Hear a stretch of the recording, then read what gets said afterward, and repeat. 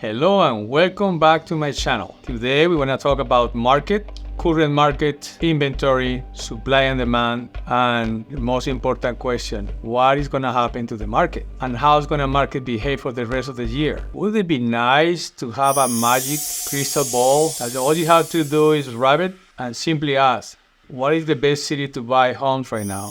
What's going to happen to the interest rate in the next year or 6 months? Where can I buy the most inexpensive home? Where can I purchase a home without having to overbid? How can I make sure that the rate is going to go down so I can wait? So many questions. The crystal ball is not going to tell you that, but you're in luck because today we're going to cover exactly what we need based on data because it's all we have. If you are actively participating in our East Bay real estate market, if you're thinking of selling your home or possibly moving here from another state, you probably want to know what's going on here in the real estate market because the truth is there are some crazy things going on. We're going to talk about what segments in the East Bay have the most momentum, what prices could be like in a couple of months, and why homes are selling so quickly. Before I hop into the video, if you are a returning viewer in my channel, welcome back. And if you are new to the channel, go ahead and let me know down in the comments. So what type of people are struggling right now in this market? Let's talk about that. Budgets that are struggling in the market right now, most of them are first-time home buyers because the cities or suburbs are really hard right now. Fremont, Dublin, San Ramon, it can be a struggle when making an offer on a home, especially if the person or agent representing you don't have the experience or they don't know what they're doing. It gets really hard on top of being very competitive market. So price point for entry level in some of these properties or homes or cities are 1.2, 1.5, even higher. So if you don't have the extra cash on hand, that can be really hard. Now, if you own a home and you're thinking about selling in some of those top neighborhoods, you're gonna get multiple bids. Sometimes I tell my clients, we don't need 25 bids. We need one, a good one, competitive, clean offer, represented by a good agent. That's all we need. In some cases, you get 5, 6, 7. My last listing in Pleasanton, we got about 49, 50 families came over the weekend. I was like mesmerized by the amount of people because it's not even summer yet. And yet, here we are with so many visitors.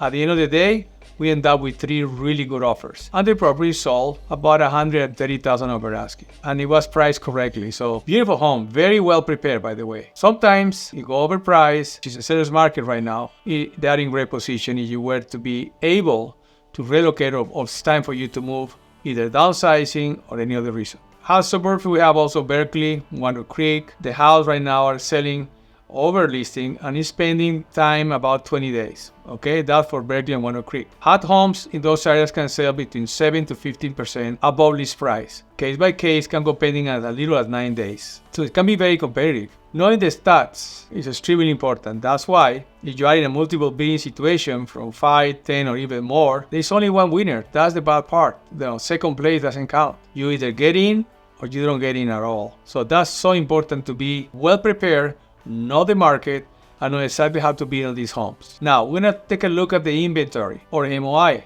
MOI represents the months of inventory, and the East Bay as a whole is sitting about 1.25 months of inventory. Just for reference, anything below a 2.5 is strong seller's market. Think about that. The entire Bay Area is at 1.25. That is very low inventory. So what is the MOI anyways? Most of inventory represents the amount of time that if you take the current inventory to get sold completely, it will take that amount of time. To get even more detail and more information on these top cities that I've been covering in this channel, please join me on my computer as I'm gonna do a screen share with you. We will take a look at some of the data. I will show you most of inventory for the top suburbs that we're covering here. At the same time, we will be covering current supply, how many homes are available for sale now compared to last year. This will give you an indication, a very important indication, if the inventory at the moment is negative or positive. And by the way, you're looking to buy or sell anywhere here in the East Bay and you don't want to deal with navigating this market alone or with an inexperienced agent, I would love to help you. Shoot me a text, give me a call. All my info is on the screen down below in this video. I will look forward to talking with you. So as promised, here we are back again. This time I'm sharing a very important information. So across the entire country, we're seeing increase in values. It's not just the Bay Area or California. Everywhere in the country, we're having increased values. When you're renting, I mentioned this before, you're paying somebody else's mortgage. Exception, I did rent for a few years, but I created an urgency that I wanted to pay me rent. instead of paying somebody else's mortgage. So let's look at the numbers. If you're thinking about buying or relocating, you need to look at the numbers and see where do you stand versus the competition, and also what is going to happen the next year or two. I put together, dissect the data from the top 10 cities or suburbs that I cover in this channel. So right now what we're looking at is supply or months of inventory. Let's start with months of inventory. Also want to make sure when it talks about months of inventory or supply, especially supply, is hand to hand with the size of the city, of course. Start with months of inventory. How long it will take for the current inventory to sell, and that varies. Fremont, we have what? 0.5. That's very little inventory, especially considering the size of the city, okay? San Ramon, 0.7. 0.7, a little more inventory there. So you know San Ramon is smaller than Fremont by far. I'm gonna look into those numbers as well. Danville, 1.8. So what happened in Danville? Usually, when the price range or median sales price is higher, the pool of buyers for those are smaller. Therefore, the more entry level, the more demand, the more volume of buyers, and the less inventory. The average in Danville is over 2 million, if I'm not mistaken. I covered that, but I will look into that as well. Pleasanton, 0.9. Dublin, 0.7. A little lower. Dublin is more, I guess, price friendly in a way. Obviously, you're gonna find mansions that are very expensive, but because there's so many new construction and so many condos, there is more entry level from use in retail or brand new properties. Moving on to Lafayette, 1.2.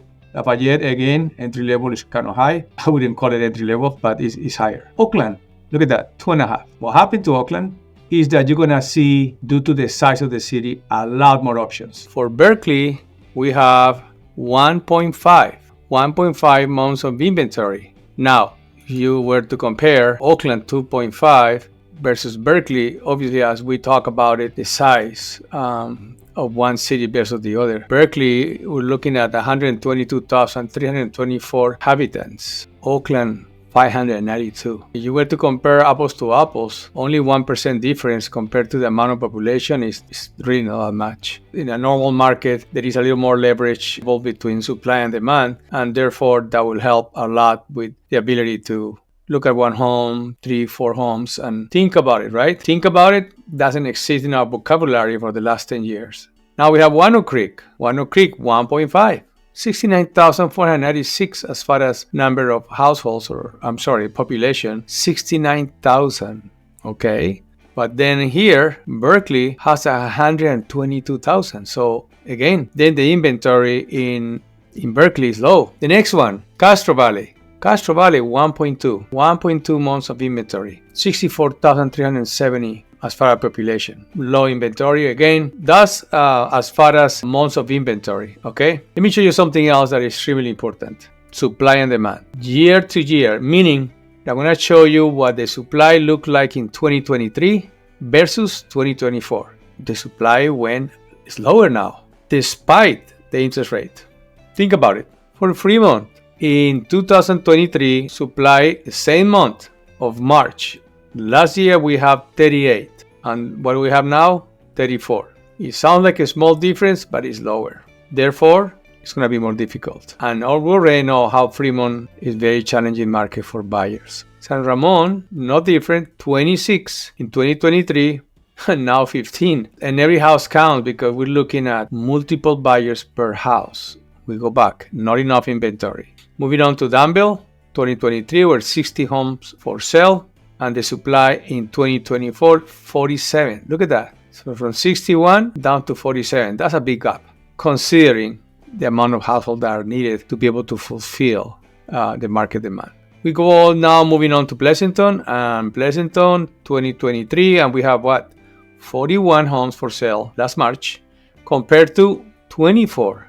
Another gap. So moving on, Dublin, 28 versus 24. Less homes available.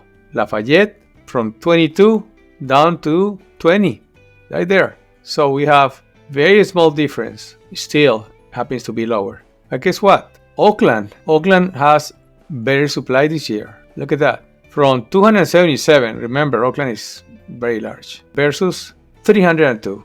So better inventory, therefore more opportunities because of the size. Remember, Oakland population 592,000, more activity, more sales, more inventory. So it's more activity. At the end of the day, Oakland offers a lot. Moving on to Berkeley, we have a supply of 43, 43 versus 47. So how about that? A little bit more inventory in 2024. Good news for Berkeley. Walnut Creek, what do we got? Walnut Creek, the inventory on Walnut Creek was at 39 down to 35. Lower again, all right?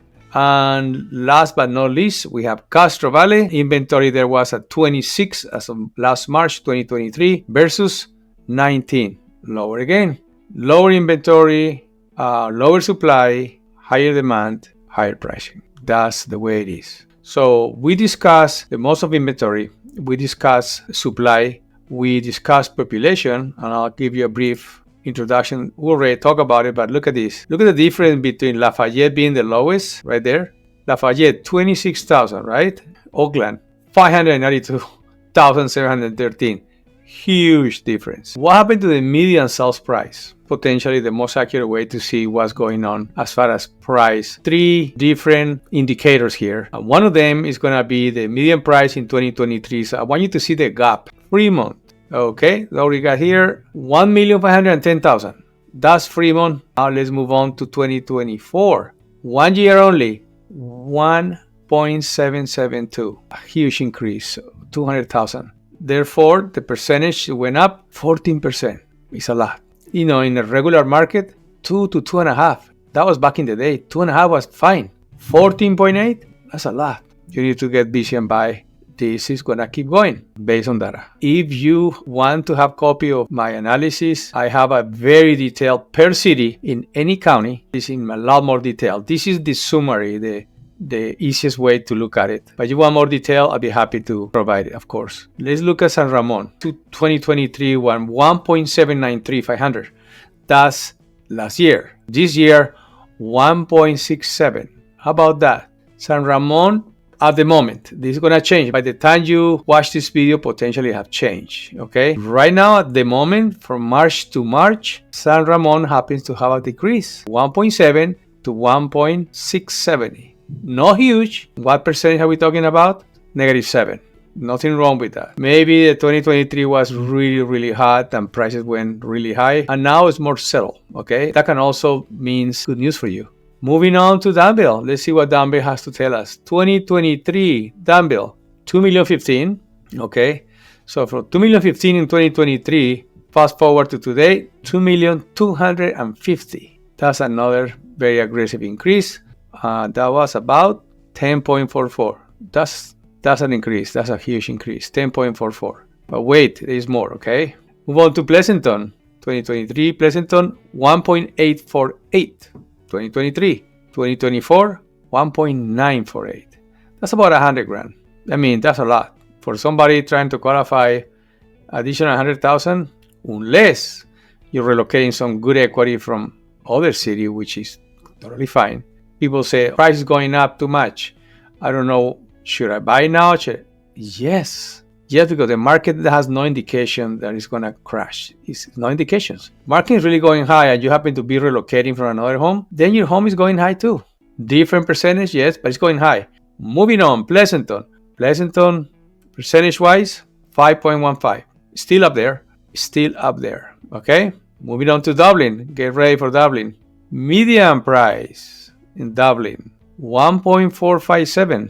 Let's fast forward to 2024. Look at that, 21% increase. This is nuts. 1.865. By the way, Dublin is the number one at the moment from what we cover. Number one city as far as increase in equity in only 1 year. Median price went up a whooping 21.8%. Dublin is leading the way, definitely. And I think that has to do with a lot of the new construction. I can't believe how fast they're building. They're like building free. It's incredible. Moving on, let's go now to Lafayette. 2023, 1.780. Remember, Lafayette is up there. Now it's 2,069,000. This is 1 year. Incredible. That translates to an increase of 13.9. Now, Lafayette is beautiful and incredible because Lafayette is one of the lowest in count, when it comes to count as far as population. Let's go now to Berkeley. I'm sorry, Oakland. Okay, Oakland, median price on 23, $1,050,000 versus $1,107,000. Okay, still up. Go find $100,000. That's not easy. So time to go secure a home. Increase 5.19. This is across, remember. There are some houses that I've seen going for $300,000-$400,000 over asking in the hills. Is incredible. So case by case, right? Berkeley, let's go check Berkeley. Berkeley, we have median for last year 1,505 versus 1,717. That's 200,000 right there. 200 grand. That if you were to be there only a year ago, not 10 years, only a year ago, you'll be sitting in 200,000 in equity. I know. Here we got increased 12.35%. There are rumors that the increase for next year may be either similar or maybe a little lower. It doesn't really matter, honestly. As long as you have your ownership. Again, this is not to be reselling a year. You're going to be there 5. Average family stays minimum 7 years and now even longer. So by the time you are thinking about relocating, you're going to have some serious savings. And that's the whole idea.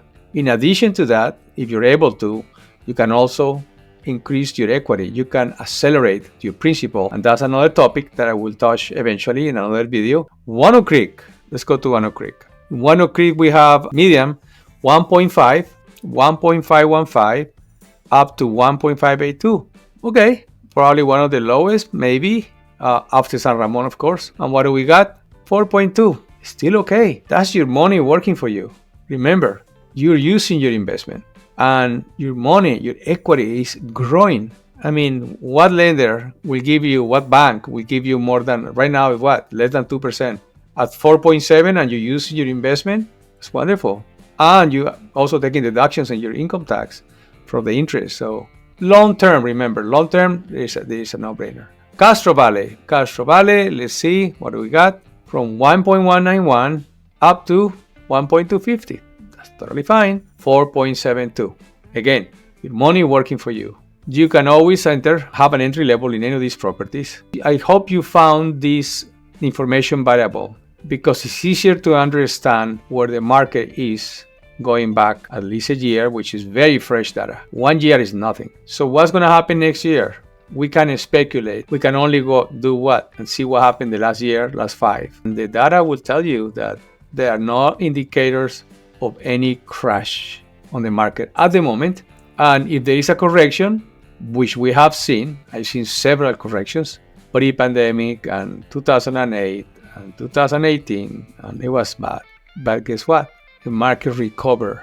Not only did it recover to the same value, but it went way over. So why not be in a position and take advantage? To answer the questions, where are we going in the market? Well, the momentum is truly depends on who you are and what you're looking for. Every city has something unique to offer. And some of the hottest areas right now, as a matter of fact, is Fremont. Fremont is, of course, extremely well known. Silicon Valley is right there. The best schools, of course, is very competitive. Some sellers, if you're in the market, you're gonna sell extremely quickly. Your home can be sold potentially in a week or less. But if you're a buyer, you better be prepared. That's most important. If you're a buyer and you have a little bit of flexibility to relocate to another cities nearby, I've seen buyers migrating from Fremont after getting overbid several times. Cities like Pleasanton, San Ramon, Dublin, even Danville, they're really good homes and they have a lot to offer. That's incredible cities. So if you happen to have the flexibility, you're gonna have more opportunities. Still competitive, but not as much. So that's the idea. Most of the cities are low inventory and extremely difficult to get in, but what about properties that are hard to sell? Properties that are hard to sell are located in high crime areas. They are run down with poor maintenance and poor management, and yet their price does not reflect the condition. This type of property will see in the market for a very long time. When you see a property in the market, almost not knowing what's going on, and you see them going over 200 days, I've seen some 200 days, but something is not right with the property. And then you see the price extremely high and you look at the property and there's no way that anybody, even the inexperienced buyer, will buy that. Then obviously what reflects is lack of understanding on pricing, preparation, And of course, having a good agent to provide you the right advice and directions to the seller. Things that I have to be careful with when buying a home. Unfortunately, some agents are underpricing homes, and that's probably not a good idea. Everybody has, obviously, they have their own techniques. Marketing-wise, yeah, you can make it appealing, but to me, it's misleading in a way, misleading some of the buyers, especially first-time home buyers. So what happens is that the buyers see these prices. Again, those prices are too good to be true in many cases, and they are. And I guess sometimes I call, do you see this property? Oh my God, look at the price. I'm looking at it. That doesn't make sense. Underpricing $300,000, $400,000, $500,000 is just bad news. I do my best to lead my clients, educate them. Buying a house is very emotional, and you want to obviously help them kind of detach from the outcome as much as possible, but it's not easy. And so they get excited, and by the time I do the market analysis and everything, I show them it's the actual price of the home. And the gap, if it's too large, they're gonna go, wow, we're gonna really overpay that much. And no, you're not overpaying. You're paying market value. That's the difference. And I wish more listings agents will be willing to price the homes more close to the market value and not so much underpriced. Think about it. What kind of service would you provide if you underprice a home by $300,000, $400,000, $500,000? You're gonna get all these people showing up, gonna get very busy, and most of them, if not half of them, will not even be able to afford to bid or overbid. It's not serving the seller, it's not serving the agents, and it's not serving the consumer and the buyers. Let's say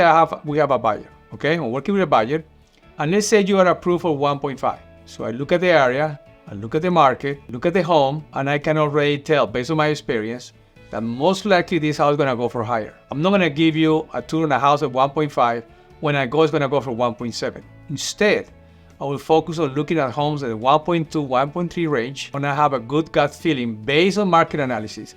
If this house goes for 1.5, at least I have room to overbid. That's how I do it, and it works extremely well. What if the property is 1.5? But it's been in the market for 30, 40, 50 days. Maybe it was a little overpriced. Now we have a chance. If the property is in the market longer than the normal days on the market for a city, in a city where days on the market is 9, 10 days, and this house is close to 40 days, that's potentially an overpriced home, and the chances to get at asking or below asking are greater. Again, this comes with experience. In conclusion, why are homes selling for ridiculously prices over the asking price sometimes? As I already mentioned, some agents, fellow agents, God bless you, fellow agents, are underpricing some of the homes with too much aggressivity. I always do inspections with my buyers, in addition to the inspections that we already have. Unless they don't want to. Again, the client always have the last call. All we can do is give them our best advice based on what? 3 decades of experience. If you are thinking about buying or selling, please don't forget to subscribe. I hope you enjoyed this video. I know it's been a little longer than normal because we covered so much data, but again, I highly recommend you watching the video that we covered for the top 10 best places to live in the East Bay. I appreciate you coming back if you're a repeat visitor, and welcome to the channel if this is your first time. Please don't forget to subscribe. We bring true value to our listeners and our video subscribers. Thank you again.